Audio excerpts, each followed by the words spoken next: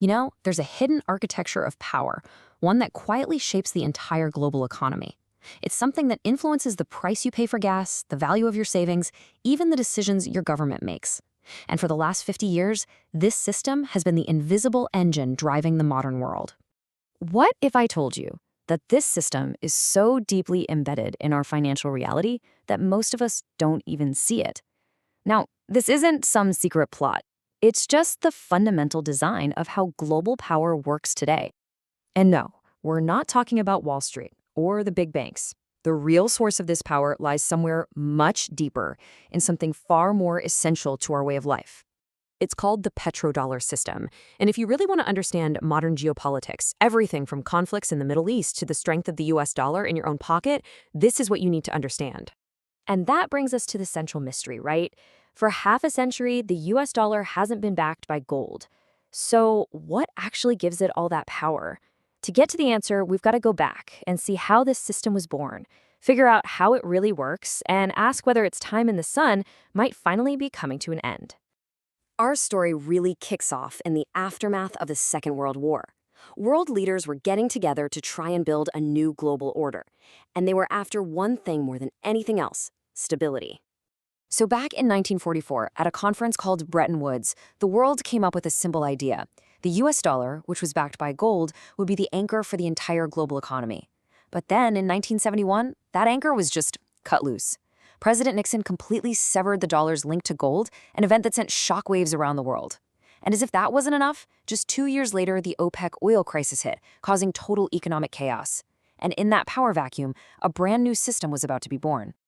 All of a sudden, the dollar became what we call a fiat currency.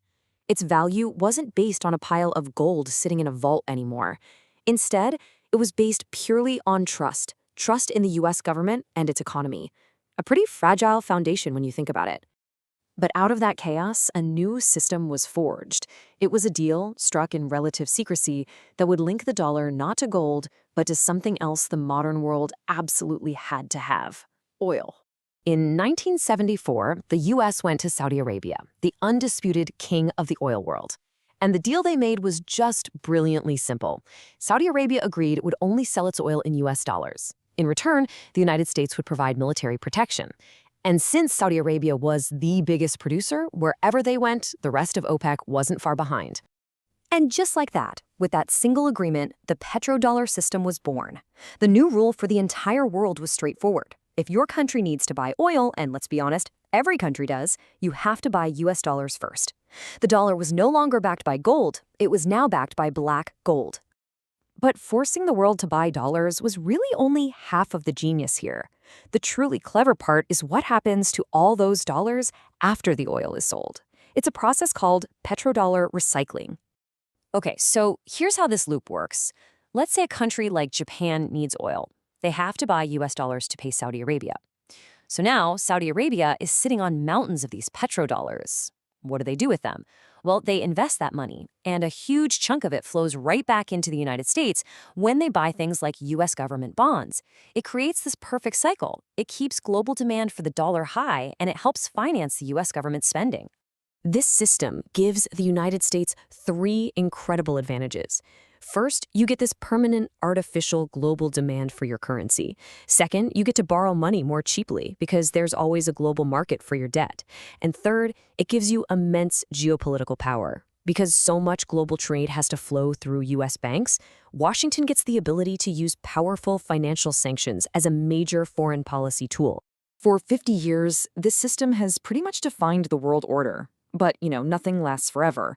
And today, some major global powers are starting to seriously challenge this American-led arrangement. We're definitely now in an era of new challengers. Countries like China and Russia, working together through alliances like BRICS, are actively trying to build an alternative to a world that revolves around the US dollar.